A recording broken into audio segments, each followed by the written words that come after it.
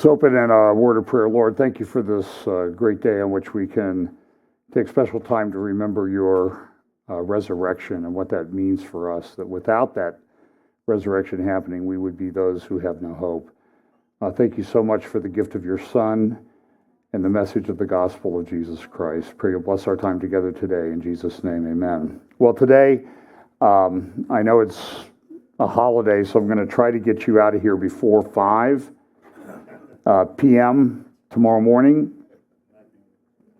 There were a lot of things going on this week that I think we need to talk about. Some of them I'm going to have to punt on a little bit and push them off to another time, but so I'm titling this, "Those Who Control This Will Run the World," and that's a quote from one of the videos that I have today. It comes from a secular person. I'll explain more when I get there. We have here, these are some of the places we are: Facebook, Vimeo, Remnant Truth Network, Blog Talk Radio, Rumble, Real FBC. I think Rumble's getting a little bit easier to find. They seem to be improving their site. One of the reasons we stick with YouTube and Facebook is their user interfaces are better than the other platforms, but there's also the risk of being banned from those platforms. I know I have a friend, Brandon Holdhouse at Rock Harbor Church in Bakersfield, California, and he sent me a text this week that his YouTube channel, he does a prophecy update, and his YouTube channel, everything that the church had up was removed from YouTube this week because something about repeated violations of their community guidelines, and they never tell you what your community guidelines are that you're violating. So I guess somebody could say, well, gee, John, you're not trying hard enough if you haven't been banned yet. But there are a lot of people that are having problems with these platforms, but nevertheless, we'll try to use them as long as we have access to them. They are free. So YouTube is probably the best place, but these other places you can also access my update and some of the teachings that I do. I talk each week about the convergence of events, and there certainly are a lot of things going on. It's pretty clear that the world has completely turned its back on God. And this happens, you'll see some of the statistics that I have, this happens not only in the world but in the church. But in 2 Timothy chapter 4, Paul writing to Timothy, this is shortly before Paul was executed, "I charge thee therefore before God," verse 1, "and the Lord Jesus Christ, who shall judge the quick and the dead at his appearing in his kingdom. Preach the word, be instant in season, out of season, reprove, rebuke, exhort with all longsuffering and doctrine. For the time will come when they will not endure sound doctrine, but after their own lust shall they heap to themselves teachers having itching ears. And they shall turn away their ears from the truth, and shall be turned unto fables. But watch thou in all things, endure afflictions, do the work of evangelists, make full proof of thy ministry. For I am now ready to be offered, and the time of my departure is at hand." So this is what was really important for Paul to talk about when he was nearing the end of his life. Similarly, when Paul wrote to the church at Rome, he talked to them about, look, they're going to give themselves over to vile affections. Professing themselves to be wise, they became fools and changed the glory of the incorruptible God, this is Romans 1:23, into an image made like to corruptible man, and to birds and four-footed beasts and creeping things. Wherefore God also gave them up to uncleanness through the lust of their own hearts, to dishonor their own bodies between themselves, who changed the truth of God into a lie, and worshipped and served the creature more than the Creator, who is blessed forever. Amen. For this cause God gave them up to vile affections, for even their women did change the natural use into that which is against nature. And likewise also the men, leaving the natural use of the woman, burned in their lust toward one another, men with men, working that which is unseemly, and receiving in themselves that recompense for their error which was meet.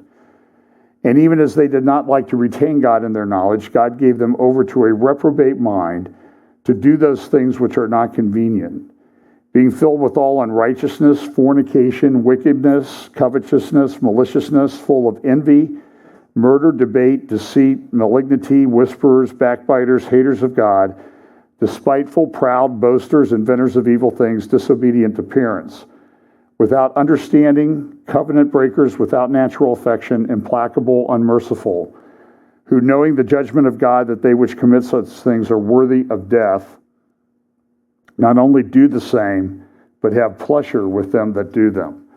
I'm going to admit to you right now that there's a few things that I see a lot of other people talking about that I'm not going to cover today, just because I want to do a little bit of a deep dive on a couple topics, and some of them are ones I'm going to dive into a little bit further in the future. But I want you to understand that we're living at a time where the narrative is very important.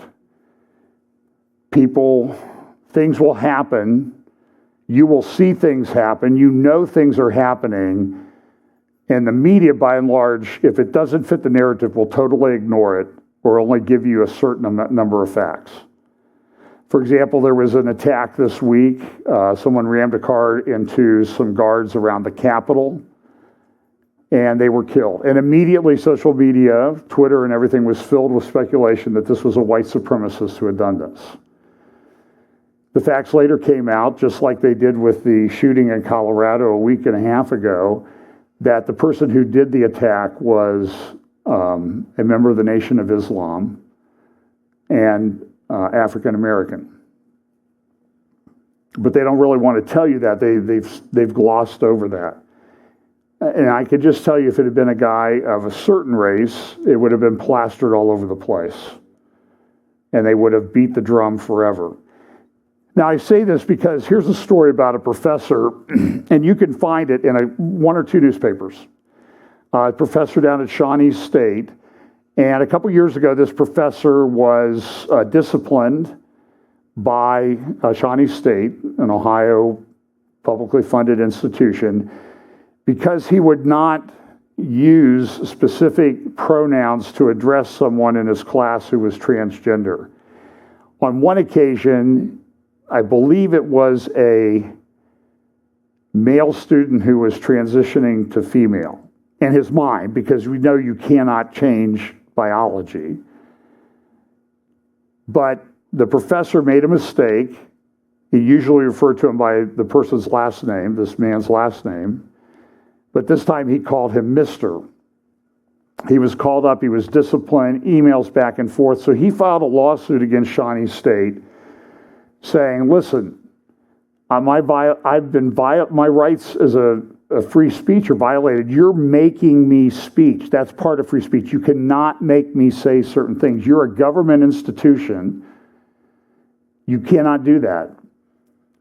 Initially, the lower court dismissed his case, and he appealed to the Fifth Circuit, and the Fifth Circuit reinstated his case. And in this, the Fifth Circuit made this is the case, I'm trying to remember his name. Merriweather, thank you. And here's what the Sixth Circuit said in a decision reinstating the case. Traditionally, American universities have been beacons of intellectual diversity and academic freedom. Now, immediately, you know, the judge is identifying himself as older. They have prided themselves on being forums where controversial ideas are discussed and debated, and they have tried not to stifle debate by picking sides. But Shawnee State chose a different route. It punished a professor for his speech on a hotly contested issue. And it did so despite the constitutional protections afforded by the First Amendment. The district court dismissed the professor's free speech and free exercise claims. We see things differently in reverse, because he said, by making me do this, you're making me not only compelling me to speak in a certain way, but you are also violating my free exercise of religion rights. And it's not freedom of religion, it's free exercise of religion, not like the European Union has wanted to do. So in any event, his case is now back active, and it will proceed further. So that's good news.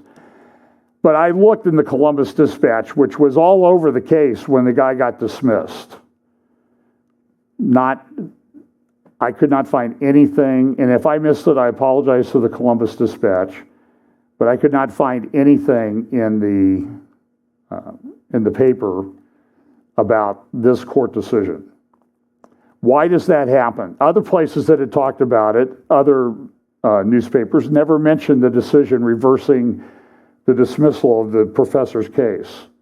Why? Because it did not fit their narrative. This is an article from the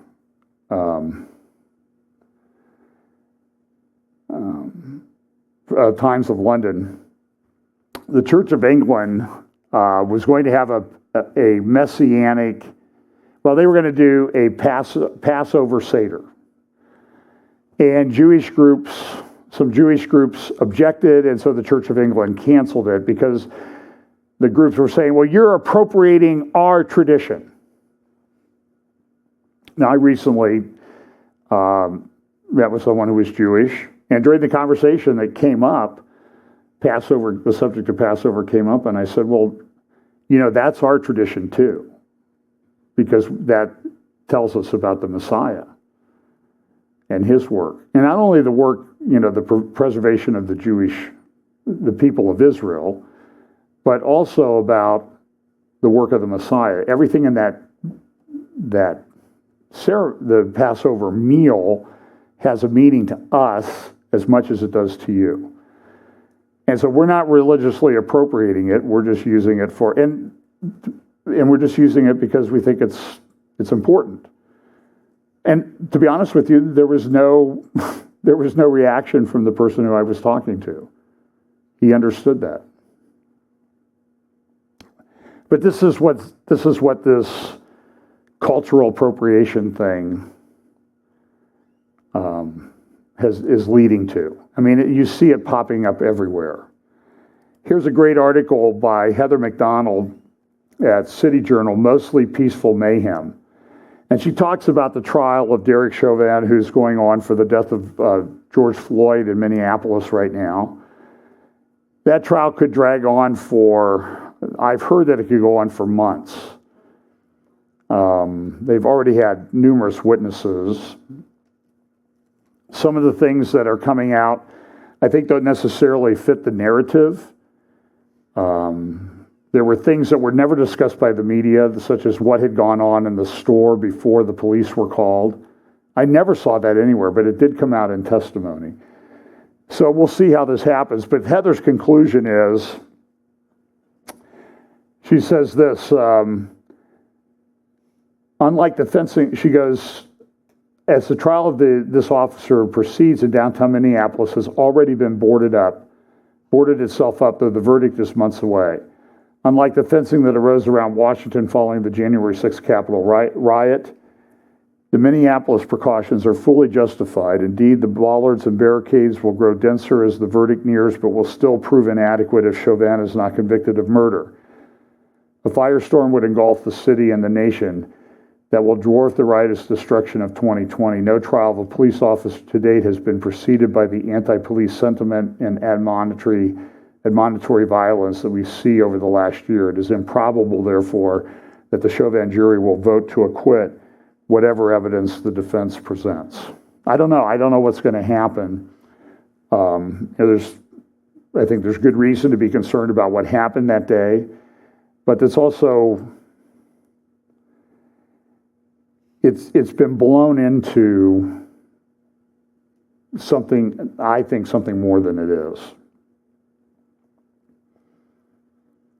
I mean, I see mayors of cities where minorities in their city murder people by the dozens every weekend, and they never say a word. And I'm concerned about that. They apparently are not. Because I would assume if they're concerned about it, they would actually say something, right? But they don't. This is an ongoing case. We've talked about this a number of times. Canadian father who he and his wife had I can never remember which way these kids are going. So I think that Oh, they had a daughter who wanted to become a male.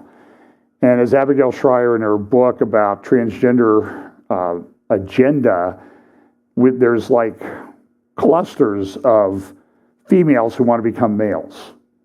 And the incidence of this desire in certain clusters is up thousands of percents over what it used to be. Because it's cool, it's hip. And the media does have a big part to play in this. So the daughter wanted to do this. She told the father that, look, I was told that if I said I was suicidal, that I would get the puberty blockers, the puberty blockers that I want, and I can transition to a male. The father wanted counseling. The mother's a doctor. This doctor's now going to jail because he will not call his child his son as opposed to his daughter. This is in Canada, in British Columbia. This is an egregious violation of his rights.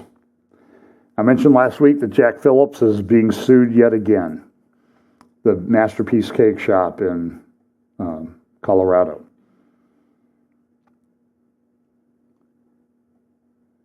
I think what's happening in a lot of these cases is that there are mothers, usually mothers, who want their child to transition because it's hip and cool, and somehow I'm viewed as this very open liberal person if I allow this to occur. But when you do put these hormones, and they're off-label uses of these drugs, which I guess is wrong, right? Because you can't take certain drugs for COVID if they're off-label uses, even though there's pretty good evidence that these things seem to be working or helping in some cases.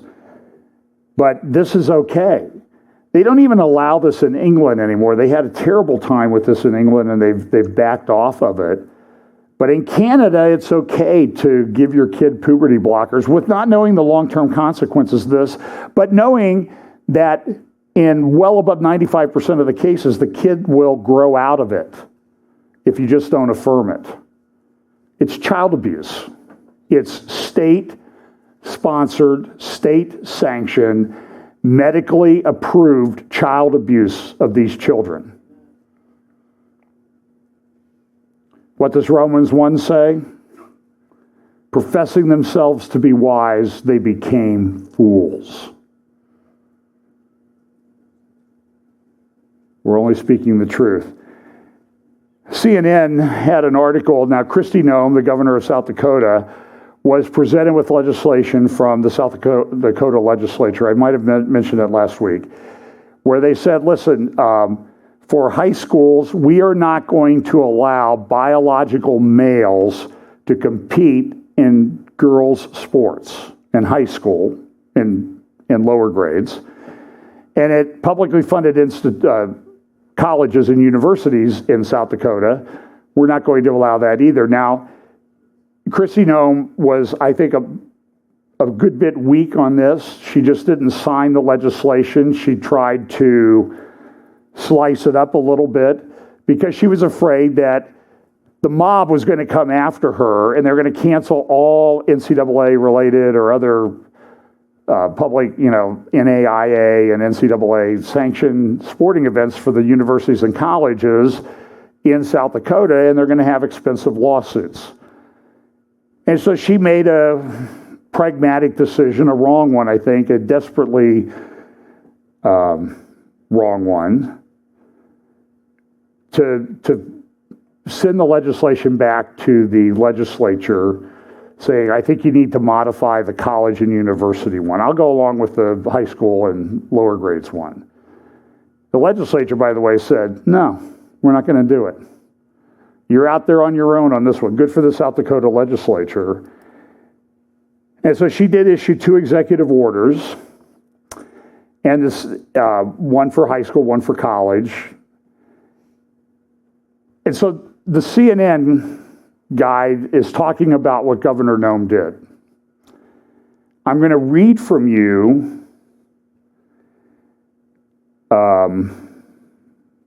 what the article says. Though the two executive orders signed by Noem do not explicitly mention transgender athletes, they reference the supposed harms of the participation of males, in scare quotes, in women's athletics, an echo of the transphobic claims cited in other similar legislative initiatives that transgender women are not women. You have fools in the press even talking about, I think it was Dennis Prager was quoting one of these articles and said, yeah, somebody even claimed that transgender, you don't have to be a woman to menstruate. And Bill Maher laughed at him and said, who believes that? And the other people on the panel, this is what they say. They don't even understand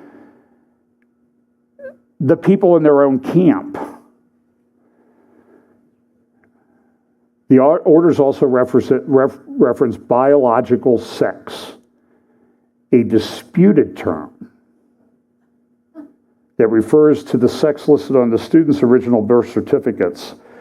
Though the two executive orders signed by Noem do not explicitly mention transgender athletes, they suppose harms of the participation of males in women athletics, an echo of the transphobic claim cited other legislative initiatives that transgender women are not women.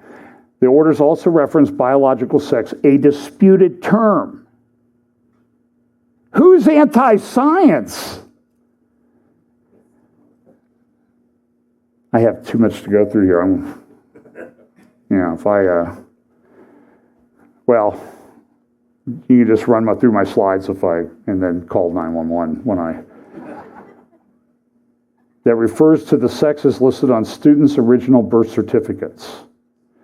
It's not possible to know a person's gender identity at birth. And for some people, the sex listed on their original birth certificate is a misleading way of describing the body they have.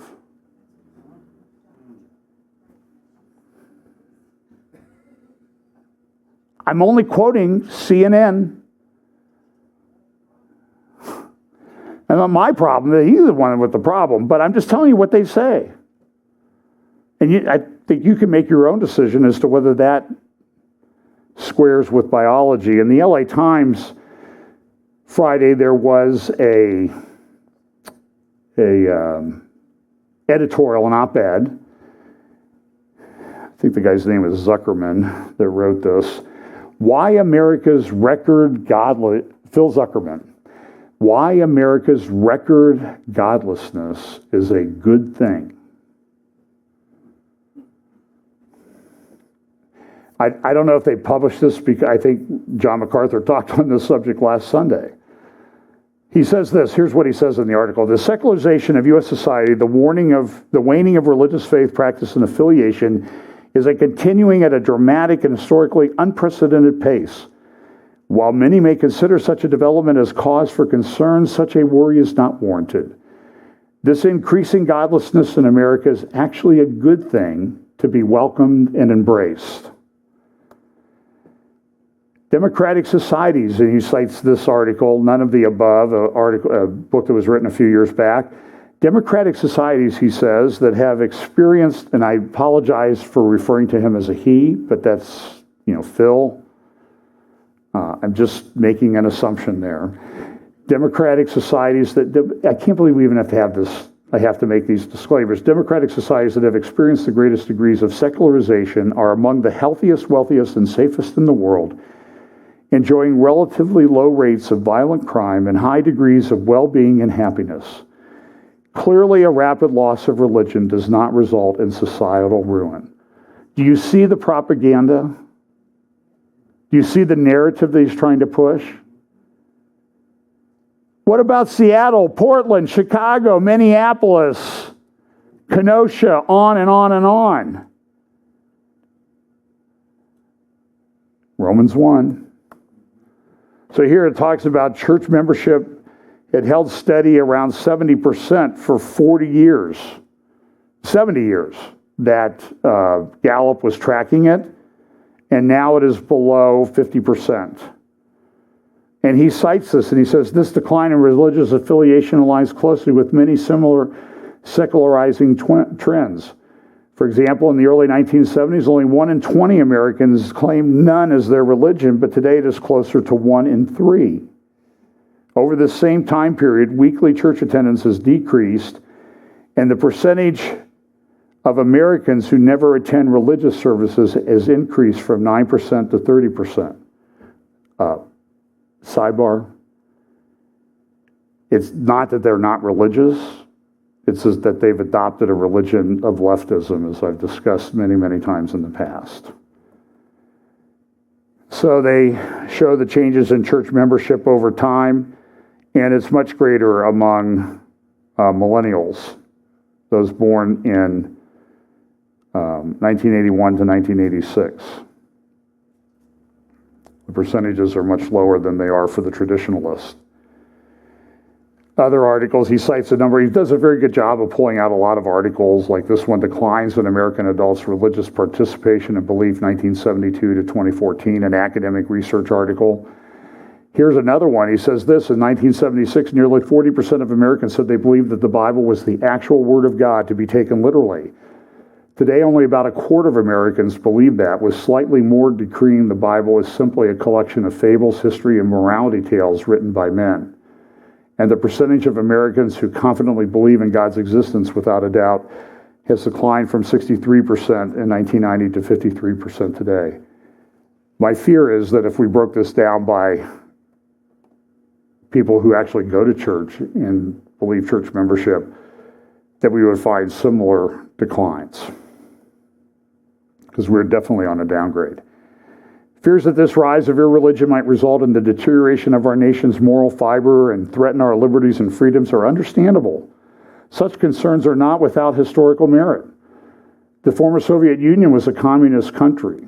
Cambodia, Albania were equally crooked and vicious, but here's the thing, they were all godless dictatorships that tried to forcibly destroy religion by persecuting the faithful, actively oppressing religious institutions, and making a demagogic cult out of their thuggish rulers. Such coercive secularization is indeed something to dread. However, there's another alternative kind of secularization, one that emerges organically amid free and open societies where human rights, including religious freedoms, are upheld and respected.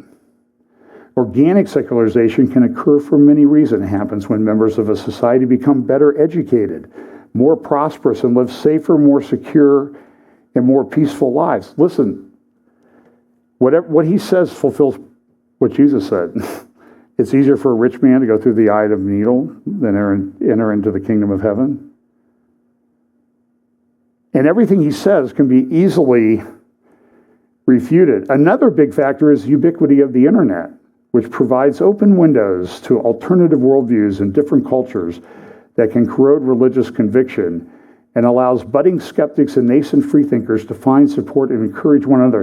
Apparently, he believes in a Facebook that doesn't exist. He doesn't believe in God, but he also doesn't believe in a Facebook that doesn't exist. Well, he goes on, he comes up to some conclusions. I think this is important. However, there's in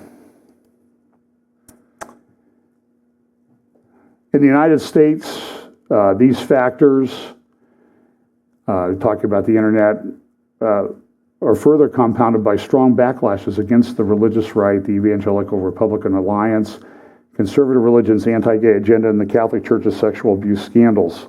This has resulted in the winds of secularization swirling like never before, some of which is, I think, accurate.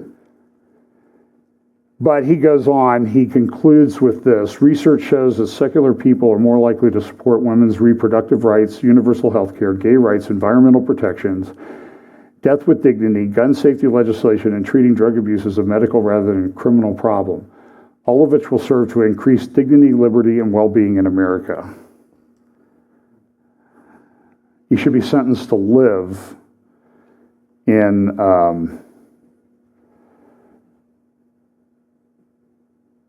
inner one of the inner cities of America. The organic secularization we are experiencing in the U.S. is a progressive force for good, one that is associated with improved human rights, more protections for planet Earth, and increased socio-cultural propensity to make this life as fair and just as we can. Remember those words, fair and just as we can, in the here and now, rather than a heavenly reward that fewer and fewer of us believe in. So he has adopted as one of his guiding life principles. The ridiculous statement is he's so heavenly minded, he's no earthly good. Actually, if more people were heavenly minded, there would be more earthly good. This is an article from, trying to remember where I saw this. Oh, USA Today. The radical Oral Roberts University isn't the feel-good March Madness story we need. Now, Oral Roberts beat Ohio State, so we don't like Oral Roberts around here that much. But they said because they have sexual conduct standards in their student code of conduct handbook, they shouldn't be allowed to compete in the NCAA tournament. Because they're oppressive, crazy people. This article from the National Post about a week ago, Dr. Henry takes her big stick to religion. This is she's the medical director in British Columbia, and she's closing down churches. And this person in the National Post says, this violates the freedoms and the Charter of Rights and Freedoms. And she's doing it, and even the Chief Justice of the British Columbia Supreme Court agreed, but said, well, she can do it because we're in the midst of an emergency. I see that the pastor in Calgary, or Edmonton, is back at his church. So I saw a great interview with him the other day talking about when he left the prison, the jail, the other prisoners were clapping and cheering and banging on the doors because they loved the guy because he shared the gospel with them, led some to the Lord. Here's more of this political correctness run amok. So the Georgia legislature says, look, we had some problems in our election. We want to fix them. And one of the things they're going to do is they're going to require picture ID. Now, listen, I'm going to talk in a minute about COVID passports. The whole government is about IDs right now. But to require an ID for an election is racist, oppressive. So as a result of this, the All-Star game was supposed to be in Atlanta this summer, Major League Baseball. Major League Baseball said, if you don't change your law, we're leaving. We're pulling the All-Star game out of Georgia. To their credit, the governor of Georgia and the state legislatures who passed this law have said, see ya. Oh, what I would also say, by the way, why don't you help us with reimbursing us for all the stadiums we've funded for you guys over the years?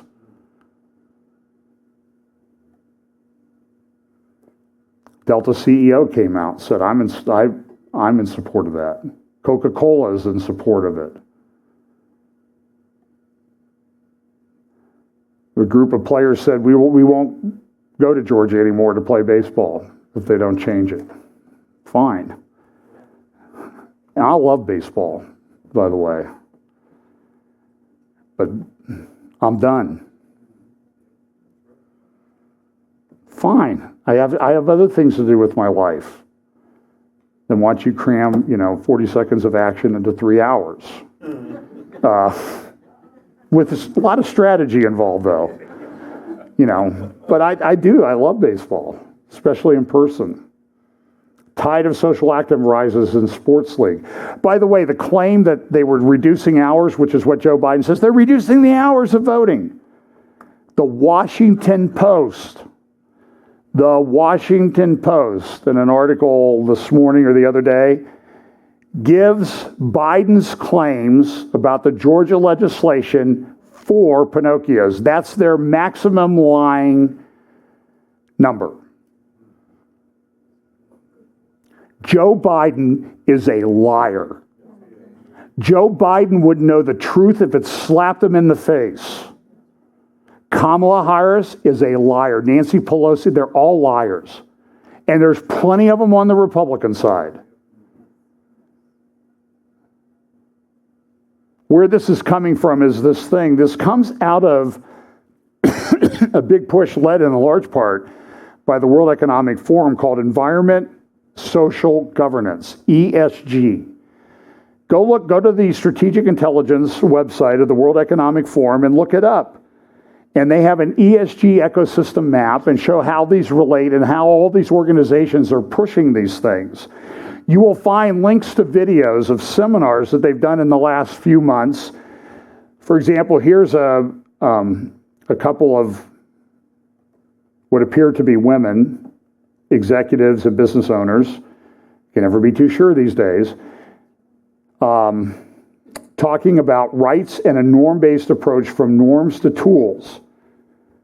So, for example, here is what the purpose of this little seminar was. They were looking at the S in the societal impact. So corporations now are not supposed to exist for the benefit of their shareholders. They exist for the benefit of society. This is Marxism. This is what Klaus Schwab and the World Economic Forum and all these people at Delta Airlines, this myth that, corporations are conservative right-wingers is a bunch of nonsense. These are leftist, socialist, Marxist, trained in Fabian socialist economics and that sort of thing. A lot of it comes out of London School of Economics. Business and investors must avoid causing rights violations. When it happens, such violations must be addressed. Due diligence is crucial. Real impact is, however, more than this. So in other words, you have to do what Major League Baseball did and if they enact a law that you don't like, boycott them and leave. Here's another. This is the S in ESG. IMD professor Vania Farber invites, and Christina, whoever, managing director, KP&K Impact Solutions of Women in Sustainable Finance, to explore how to use a rights-based approach to measure and deliver on the S and ESG in this edition of the IMD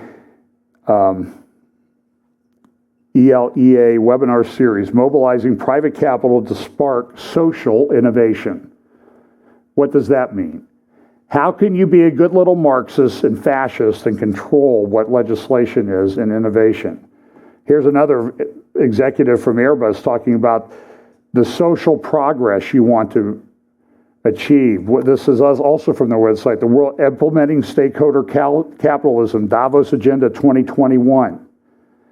The World Economic Forum's International Business Council has proposed a set of universal environmental, social, and governance, ESG metrics on which companies can report regardless of their industry or region.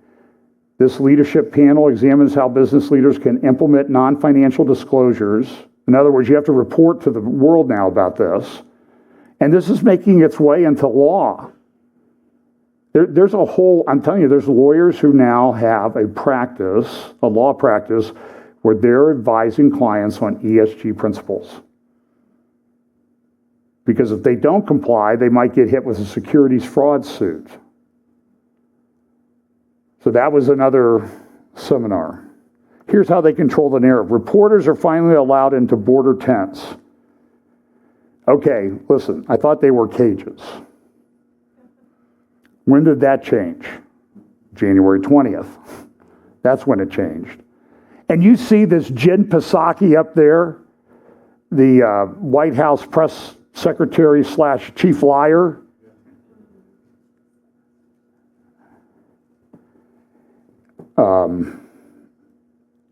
Look, I fear for her children. Seriously. She can never answer a question. And this is all Trump's fault. From the Times of London this morning, people smugglers know Biden is the weak point, not the border. So here's an interesting thing that's happening. I went through and I pulled out. So here's a number of White House videos on the White House YouTube channel This is Jim Psaki at a press briefing on April 1st. I'm not kidding. And look at this, 351 likes and 1,900 dislikes. Here's another one, press briefing by her and the labor secretary. Look at this, 52 likes, 606 dislikes. Here's Vice President Kamala Harris. 220 likes, 1,600 dislikes. Here's Joe Biden from his press conference, one version of it that's up. 665 likes, maybe it should have been 666, but 10,000 dislikes. Here's another one, is the actual press conference video. 359 likes, 11,000 dislikes. And here's another one, 910 likes, 13,000 dislikes.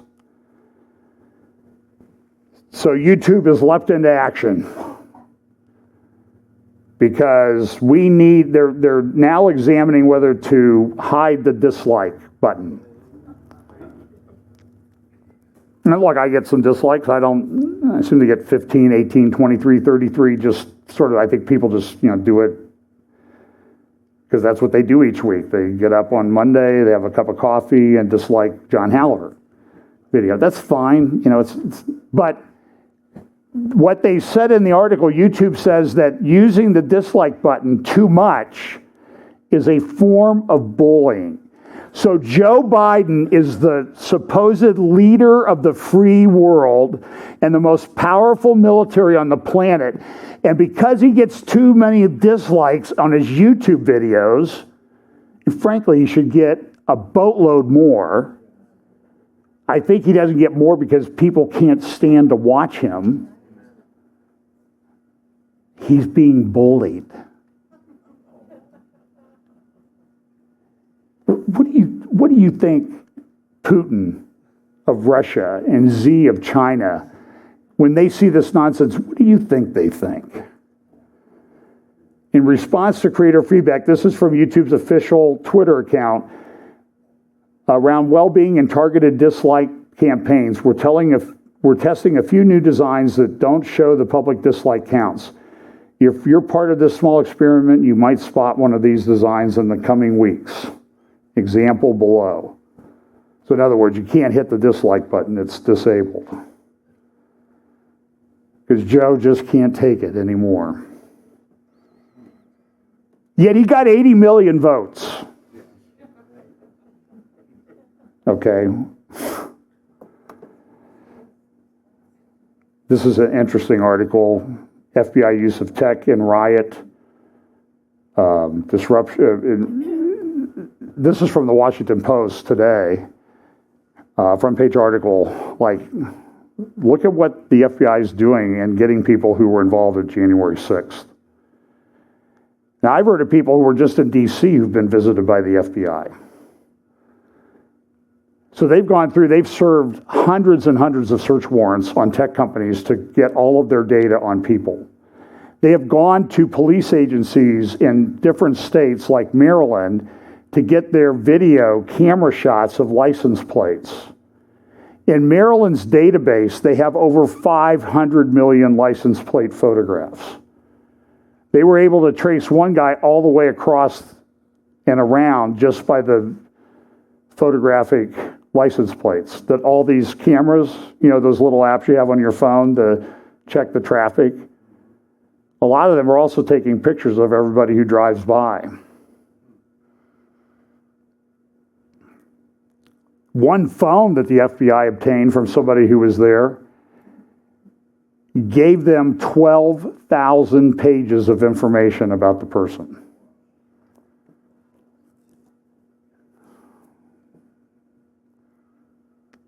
And what does big tech want? What does government want? More control. We're in the midst of this great reset. Reminder of what Justin Trudeau said a couple months ago. I played this clip.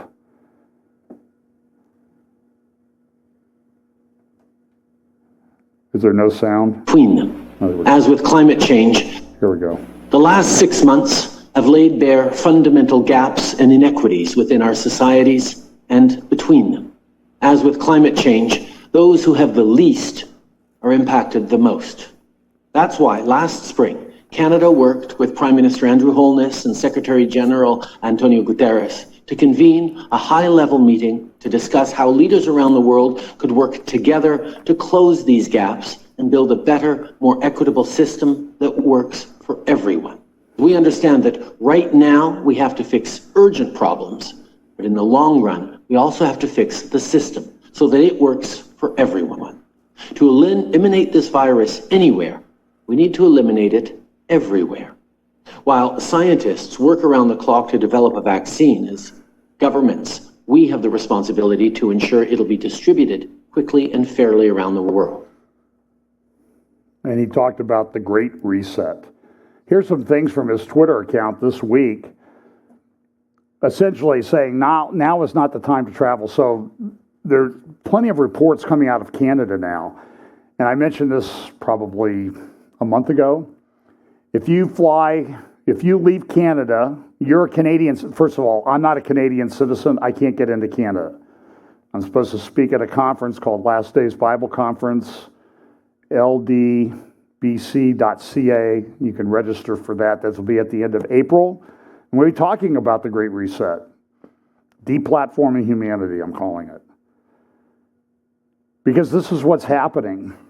And the World Economic Forum is at it. But in Canada, so a guy went on a business trip to Philadelphia, he flew back to Calgary or someplace, and he was immediately thrown in a van with blacked out windows, and said, "Where are you taking me?" And they said, "We'll tell you where everything you need to know when we get you there."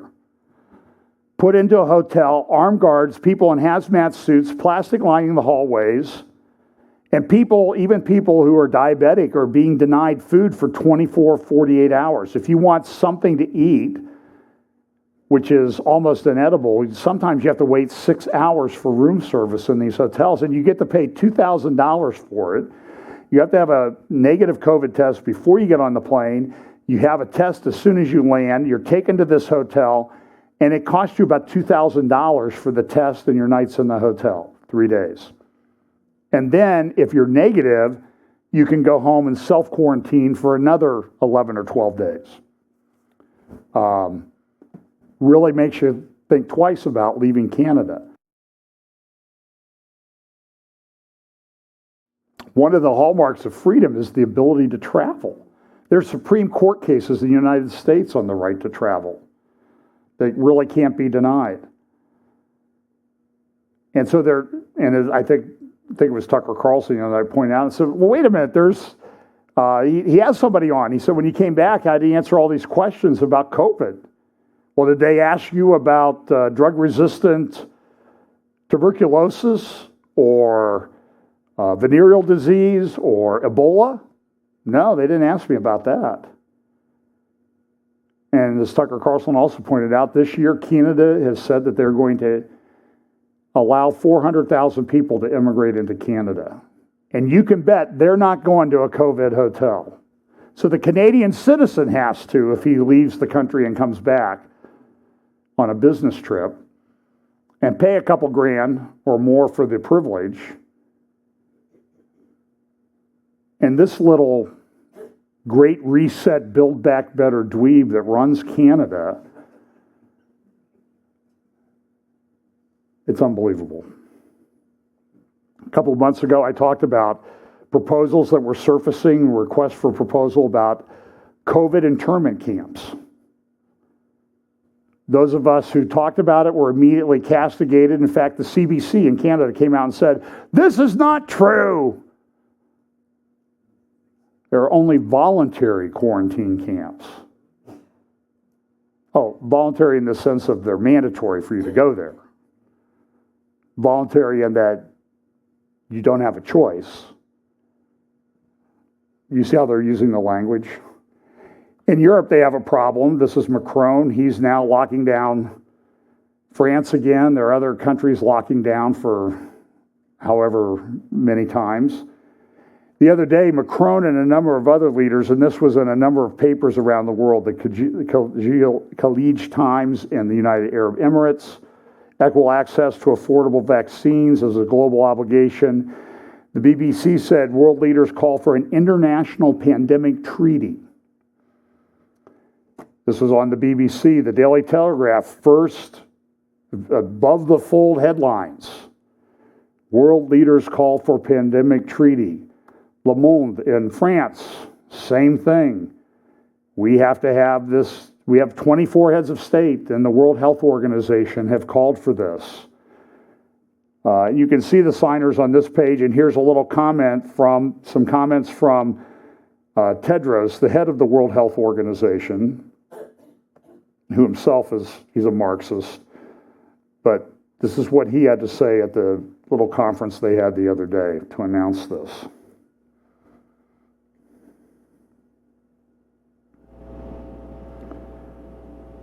He's coming here in just a second. It's a pleasure to be joined today by my friend Charles Michel, President of the European Council. President Michel has championed the call for an international treaty to make the world better prepared to respond to pandemics and health crises. Thank you so much, President Michel. This powerful idea of a treaty rooted in WHO has resulted in the joint statement issued today and published in major newspapers around the world and in multiple languages, which has been signed so far by 25 heads of state and heads of government. They represent a diversity of countries from north and south, east and west. It's now 425 days since I declared COVID-19 a global health emergency. The time to act is now. The world cannot afford to wait until the pandemic is over to start planning for the next one. We must not allow the memories of this crisis to fade and go back to business as usual. The impacts on our societies, economies, and health, especially for the poor and the most vulnerable, are too significant. We cannot do things the way we have done them before and expect a different result. And above all, it has taught us one brutal lesson. No country, no continent can defeat a pandemic alone. It requires a global approach, the us rather than the me, and a collective commitment at the highest political level. The next pandemic is not a question of if, but when. So we must be ready, and we have no time to waste. So do you understand when we talk in Revelation about, world economic system and control, that type of thing? I don't think there's ever, I've been studying Bible prophecy a long, long time. I've heard all these different theories, barcodes, chips, all this other stuff. Now I know right hand or forehead, and I know it's related to the Antichrist, but the system will be put in place. And this is how they're going to control things. And this is what they say. And they're getting ready. And it's not just COVID. It's the next pandemic that's coming. And I don't doubt that there are other pandemics coming. We've had pandemics throughout human history. But they've never been dealt with like this, even when they had higher death rates. So here's a proposal. This is from the new cover of Bloomberg Business Week. The vaccine passport. And this is everywhere now. It's in all the major newspapers. Here's from the Washington Post. Vaccine passport apps launch, but tech hurdles remain. Here's a tweet from Bloomberg. It's a ticket to freedom. People who have been vaccinated to resume some of their normal lives. Here's a little minute clip discussing the vaccine passport on Bloomberg TV. Pubs are such a key part of British life that a proposal to use neighborhood pubs as a way to introduce vaccine passports is causing a bit of a stir. Boris Johnson proposing that pubs can ditch social distancing rules if they agree to check customers' COVID status has led to a little bit of grumbling. He says, Boris Johnson that is, so-called COVID passports appears to have the backing of British people. Now, clearly, companies and countries that are dependent on large gatherings are counting on the unproven concept of vaccine passports.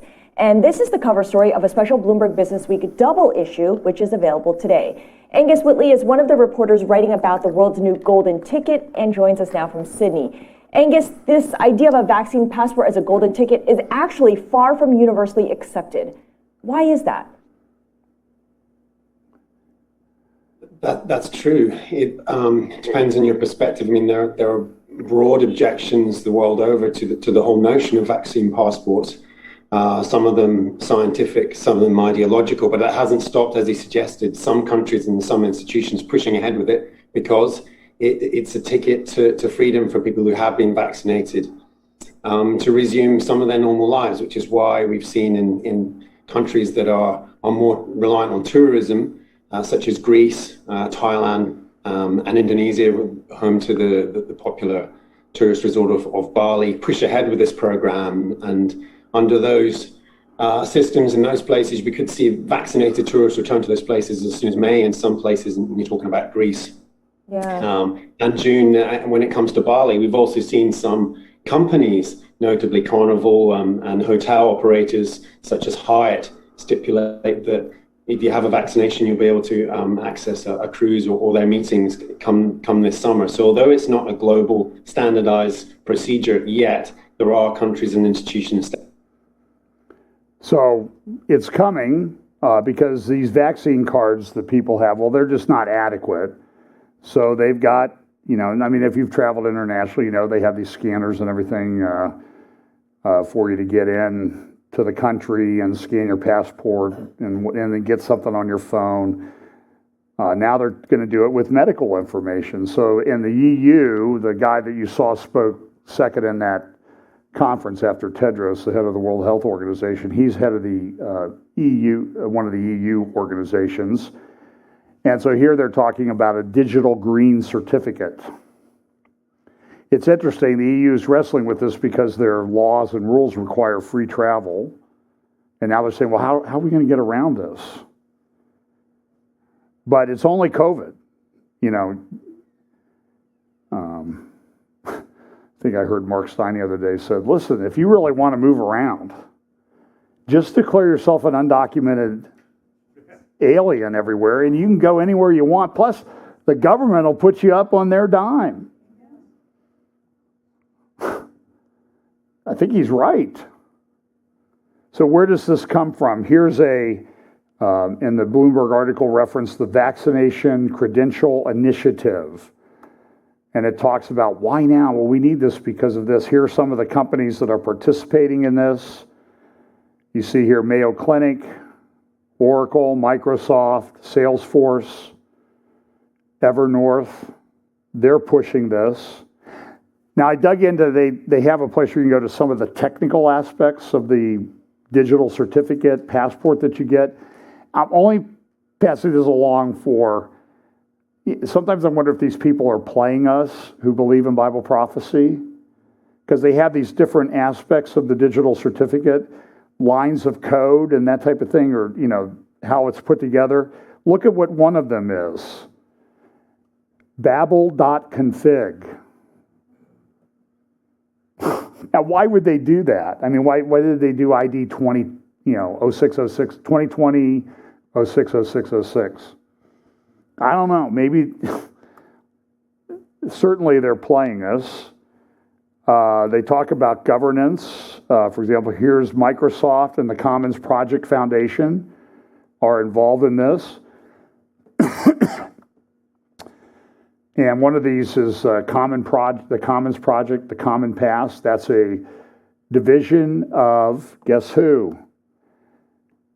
The Commons Project, together with the World Economic Forum, is working to initiate the Common Pass framework to address those challenges.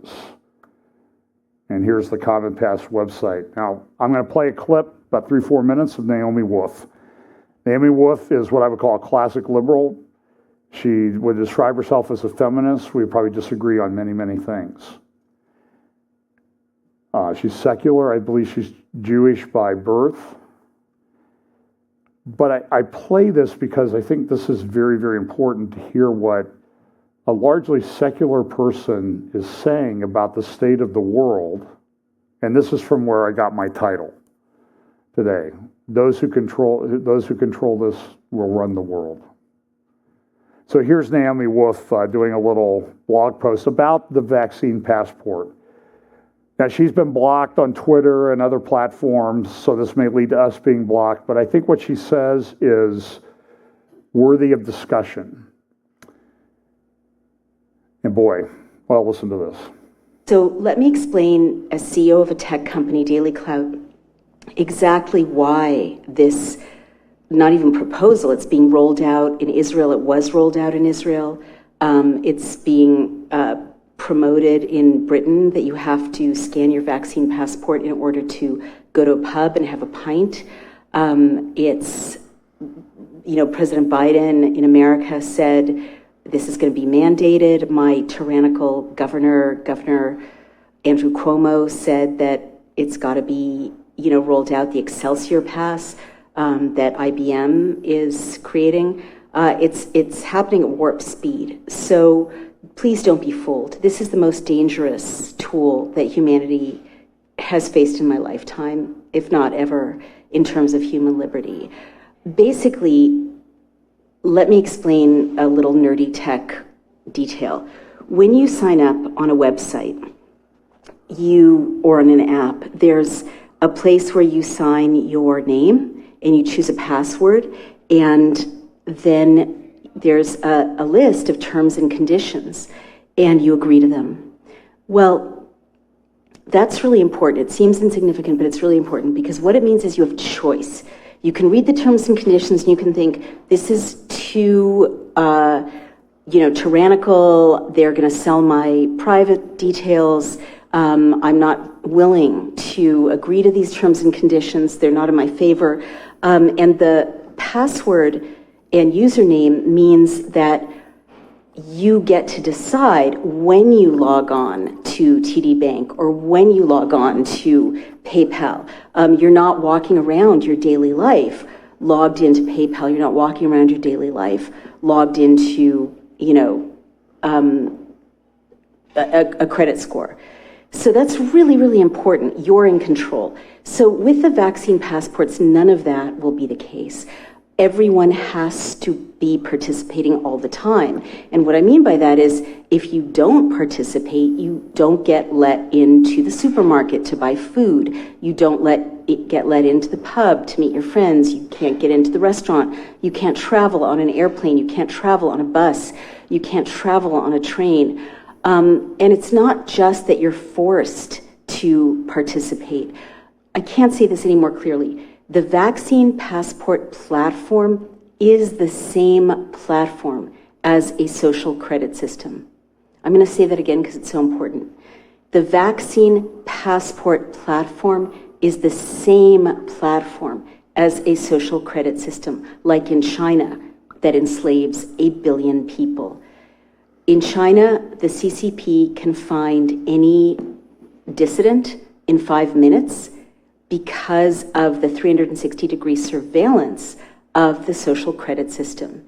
And it means that when you act like a good citizen, you get a boost, and when you act like a bad citizen, opportunities get closed to you. Maybe your child doesn't get into college or get into prep school. Maybe, you don't get that job, you don't get that promotion.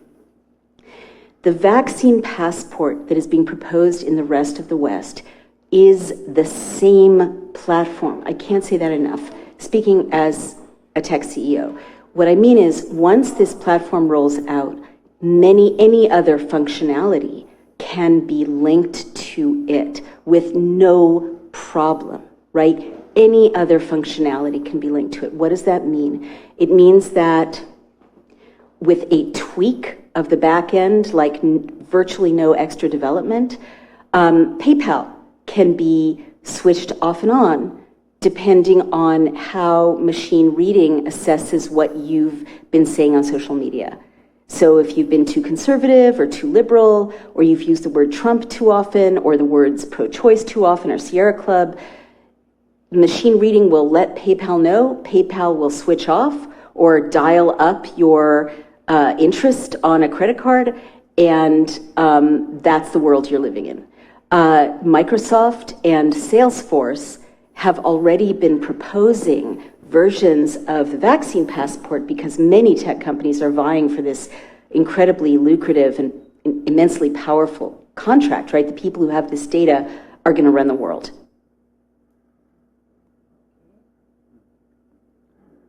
I agree with everything she said. This has implications for Bible prophecy. I think you understand that.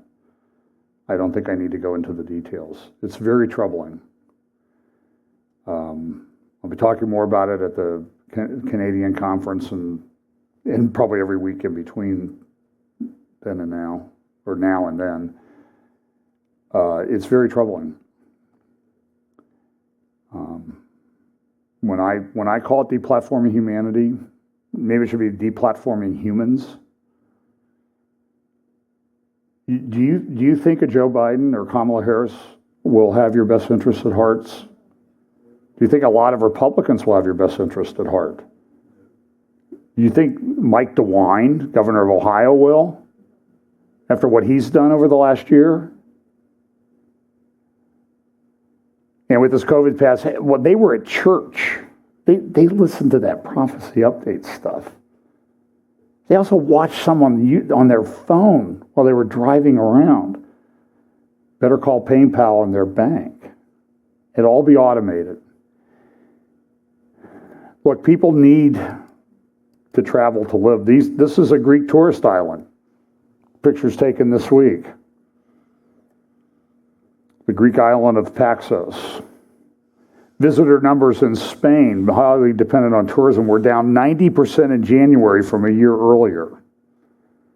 In Spain's Canary Islands, they normally have a year-round tourist season. Hotel manager George Marshall is counting on a May reopening of his lodgings on Tenerife, a perennial favorite with the Brits.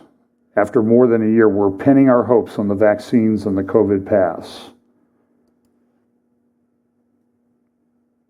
Here's a global tourism, and this is a chart that shows how different countries are rolling out the vaccine. As Naomi Wolf said, there are problems with this, the uncertain science behind vaccine passports. There's maybe uncertain science, but there's known people behind this, including, Microsoft and IBM. IBM was the one who put up a numbering system that helped a guy named Adolf Hitler. And if you think what happened in 1930s Germany is not happening now, you're sorely misled. Indianite in this morning's Times of London, if COVID passports mean a little freedom, sign me up.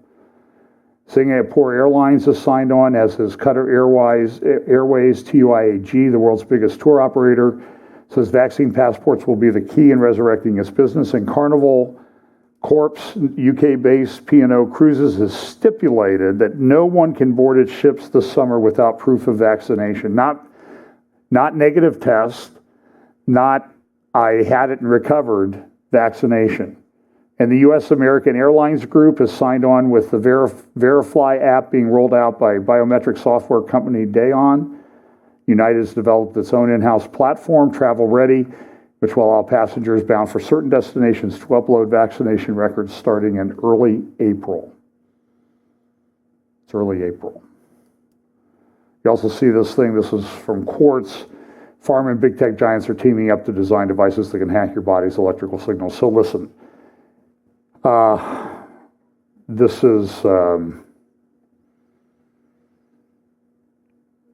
is troubling. I'm running. I know it's a holiday, so I'm trying to decide what to do. Let's do a little bit more. I have a couple things. I'll try to be done in 10 minutes, more or less. This is that ship. Kind of interesting to show the scope of it, like next to a house and that type of thing. This thing is huge, 400 feet or 400 meters long, about a quarter of a mile, 20,000 containers. They were able to free it this week. It proved true the axiom that a rising tide lifts all boats, because of the time of year, they had a almost historical high tide, and the boat floated free. Ship, boat, whatever. They dug it out. Here's some drone footage that the Egyptian government took about this. This thing is huge.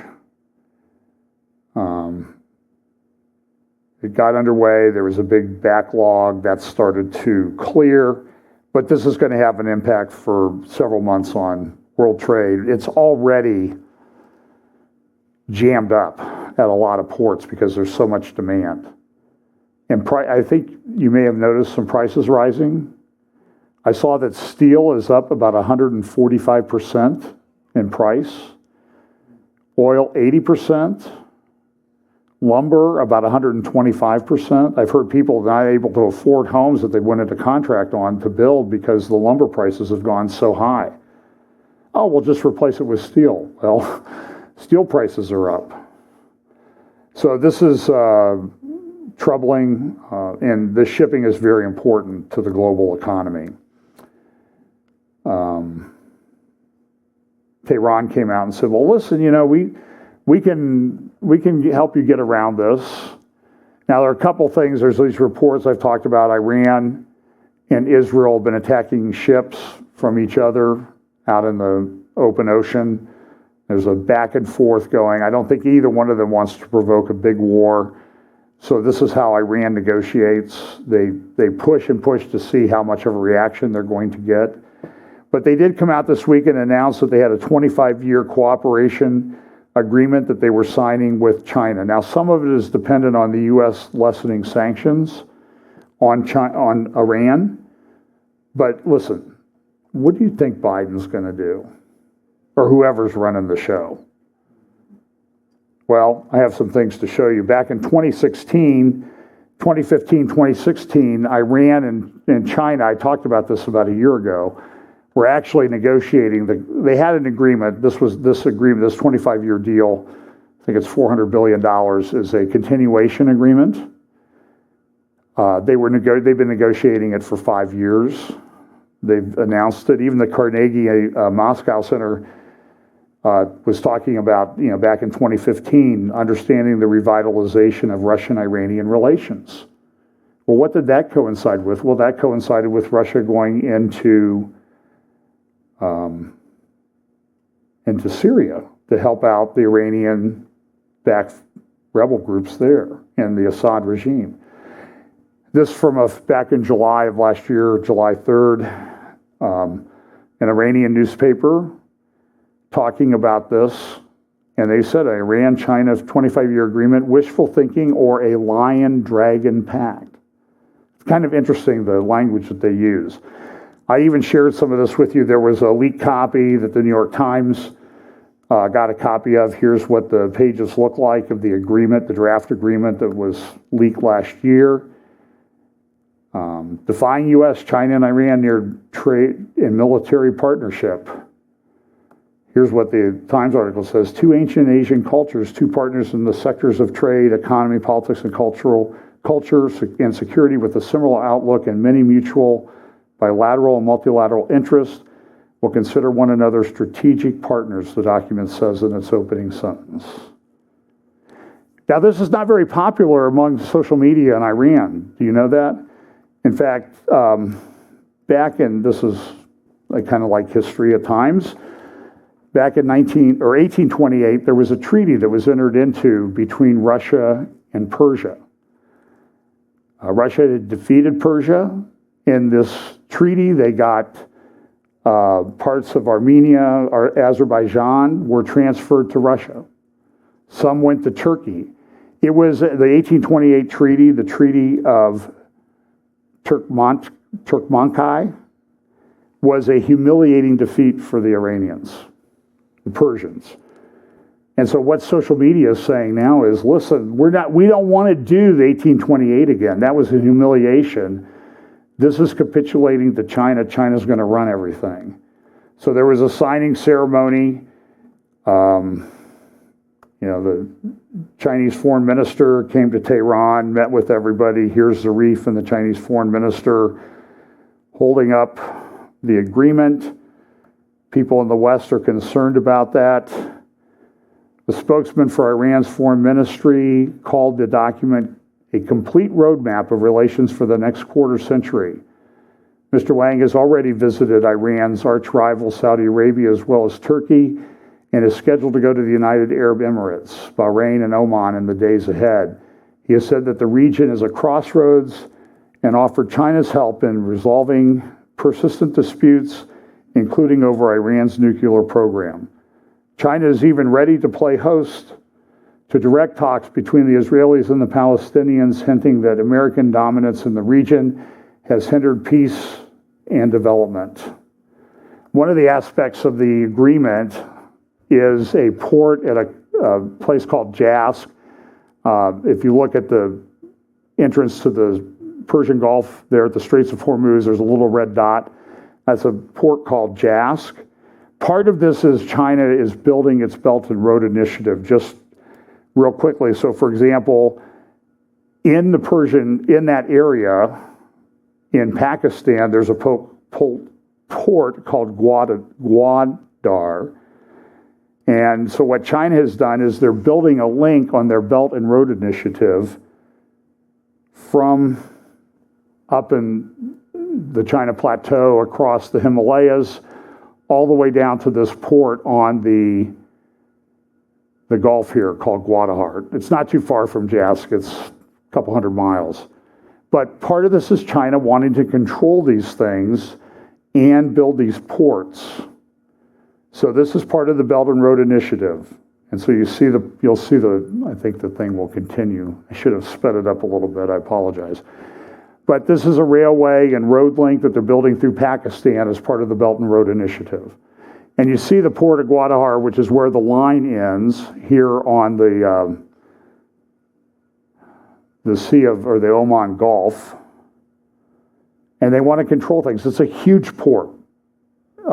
And this is to transit things, but it's also near the entrance to the Persian Gulf because China wants to control things. The other thing that China has come up with is a road link or a railway link from the China coast to London. This is for trade, and it goes across the Himalayas, and it would take, on the train, it takes about 20 days to transit it. But it's better than shipping, because shipping can take up to 45 days. So China is pushing this as part of their Belt and Road Initiative. And you can see it goes up, across Central Asia, through the Stan republics, Kazakhstan. There's a giant inland port there I'll talk about in just a moment. And it goes to Moscow, and it goes across all the way to London through the channel.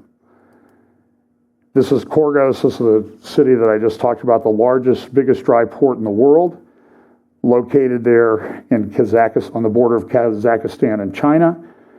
It is, they have to switch to different trains because Russia uses a wider gauge train, so they have to switch everything over. So this is the largest inland port in the world now that China has built. Probably never have heard about it, but also part of it, and this is part of this agreement between China and Iran, is the railway to Iran. And you can see that this is a spur that breaks off. You see a multi there. This is in Kazakhstan, and that will go across around the Himalayas and then all the way down to Tehran.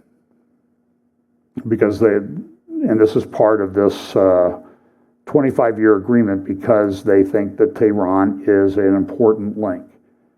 So these things don't happen overnight. China's been working on this for decades, and a lot of times what they do, this is particularly true in Africa and South America, they go in and I think there was an example of a dam that they built, financed down in Ecuador. It turned out to be a disaster, but Ecuador had signed away a lot of its rights and Ecuador has oil off its coast. So China now gets oil. Part of the agreement on this Iran deal is that they're going to have get a discount on oil that they purchase from Iran. China will, up somewhere between 12 and 40%. So China's doing this, and what happens is they make people, it's like the worst, most unforgiving lender you ever had. If you don't do what you're supposed to pay them back, they just take over things. So they've taken over mines and dams and that type of thing, and ports all over the world. If you want to look more at that, the South China Morning Post, there's the URL for the One Belt, One Road initiative. Even Al Akbar says, listen, boy, this is a pretty big deal agreement. Now, understand, you can go to Tehran. This is a memorial to two martyrs in Tehran. What did the two martyrs do? Well, in Beirut, they suicide bombed the Marine barracks of the United States, and 241 Marines were killed. The largest number of Marines killed in one day since Iwo Jima. That happened in October of 1983. Russia's also getting into this. They're saying, well, we got to bring, Iran says in Tehran Times, we got to get Russia to bring the JCPOA back to life in Israel. The National Security Council has warns that Iran has Israeli travelers in its sights, that they need to be careful if they're traveling outside of Israel. This is also interesting, this geopolitical futures. Remember those tweets I showed you where Saudi Arabia people were saying, well, we're not really interested in the Temple Mount, and you Palestinians were tired of picking up your bills? Geopolitical futures, and I think they're correct, that is part of a propaganda campaign by Crown Prince Mohammed bin Salman to kind of control the narrative on the Palestinians, because I think he does want to enter into a normalization agreement with Israel.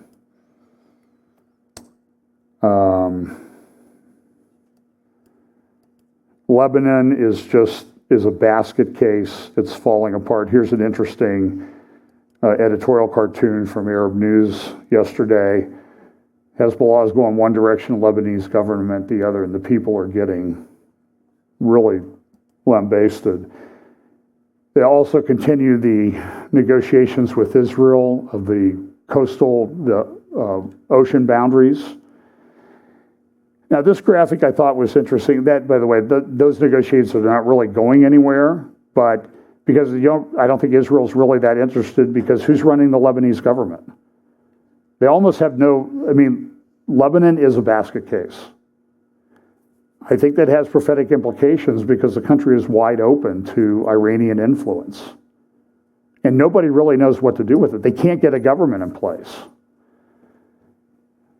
It's pretty bad.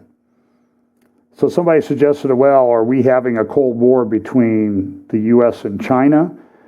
Remember, there was this meeting in Anchorage a couple weeks ago. The U.S. was humiliated by the Chinese. One of the Chinese even said after the meeting that there was the smell of gunpowder in the room. That's a direct threat from China. I don't think anybody in the Biden administration took it that way, but it really is. There's Chinese military aircraft flying over Taiwan. Many experts think that China will move on Taiwan in the very near future. We also see Russia and Ukraine are going to get mixing up, or likely to mix it up again. Over 10,000 Russian tanks moved into Ukraine. You can find them on Twitter. You can find picture after picture. So how's the Biden administration doing? Well, they're trimming forces sent to the Mideast to help Saudi Arabia, they've had direct drone attacks from the Houthis, Iranian-sponsored Houthis, on the royal palace in Riyadh.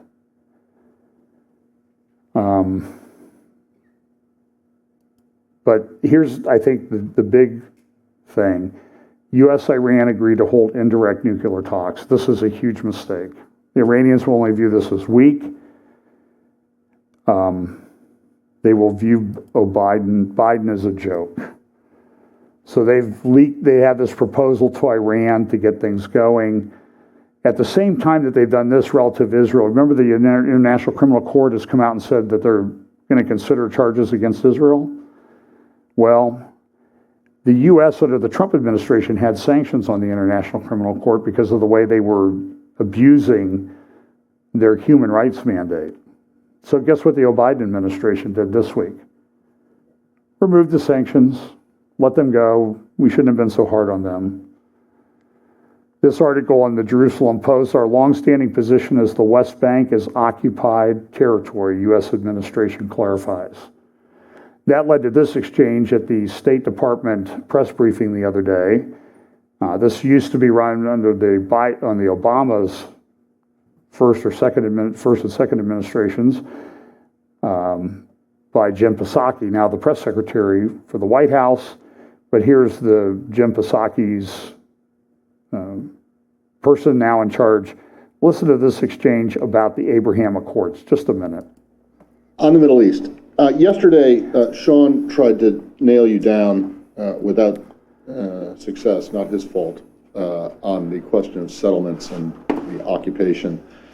And I want to take another stab at it today because, frankly, it's confused a lot of people, and your position is, to be frank, clear as mud, right? You said in response to him yesterday that on settlement activity that you want both sides to refrain from any actions that might hurt or will hurt a two-state solution.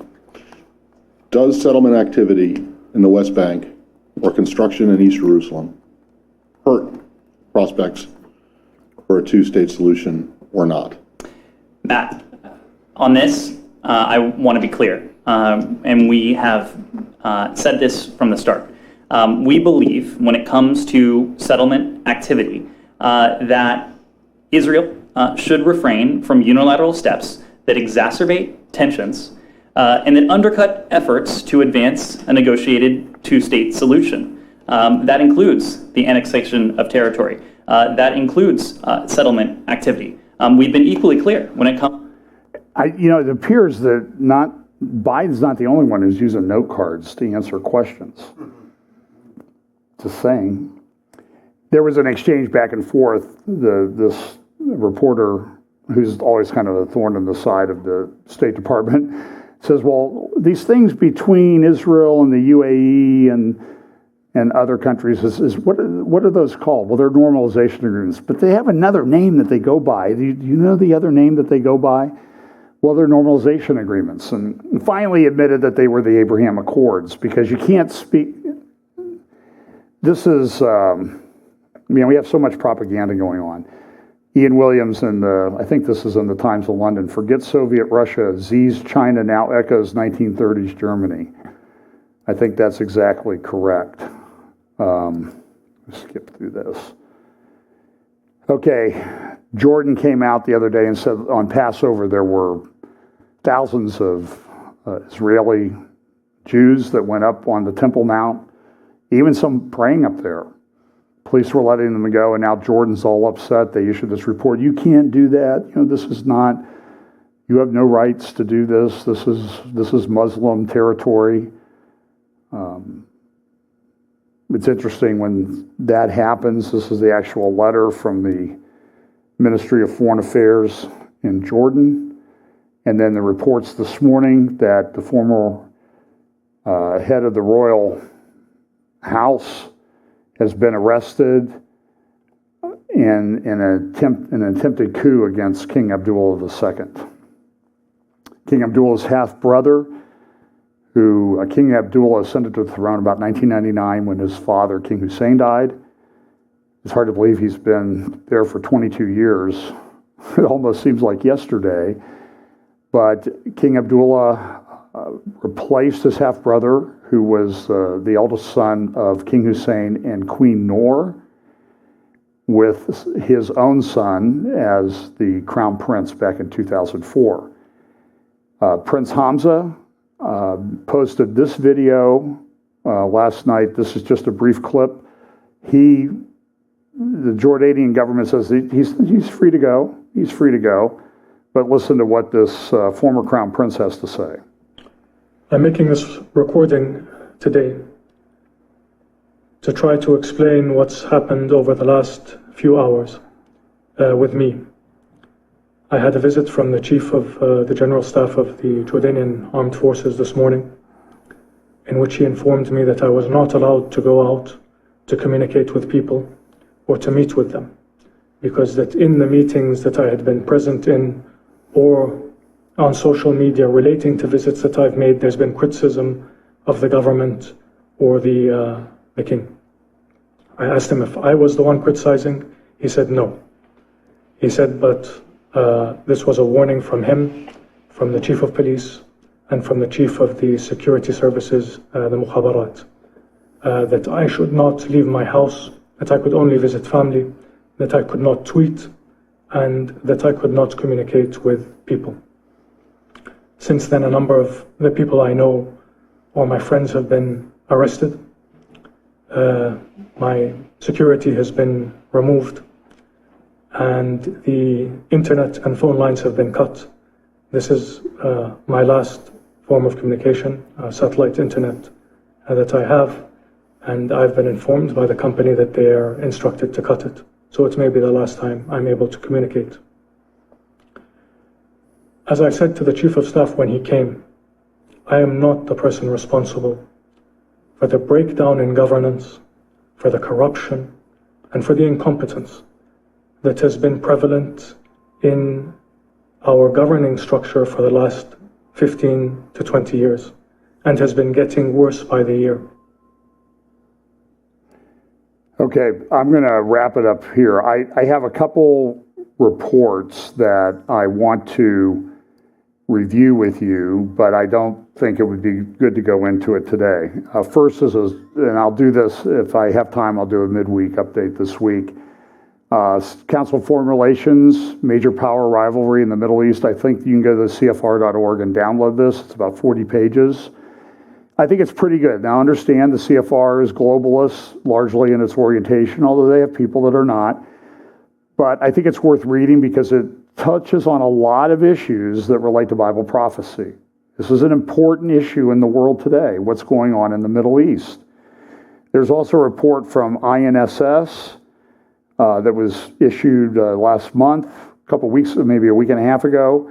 The Next War in the North, Scenarios, Strategic Alternatives, and Recommendations for Israel. I'll be discussing this in greater depth this week or next, in the middle of the week or next week, next Sunday. Very important reports. You can go to the INSS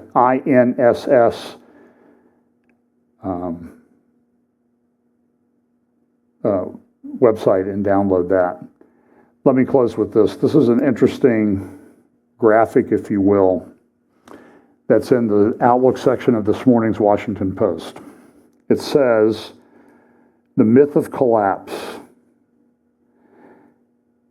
The thesis is essentially a book review that talks about these ancient cultures really didn't collapse in sort of an apocalyptic fashion. We shouldn't really worry about the apocalypse because they never really went away. They just sort of melded into the next thing. Do you know, I think that's very, very prophetic. Remember that little thing I picked out, that little line I picked out of that thing on the COVID pass or digital certificate? Babel?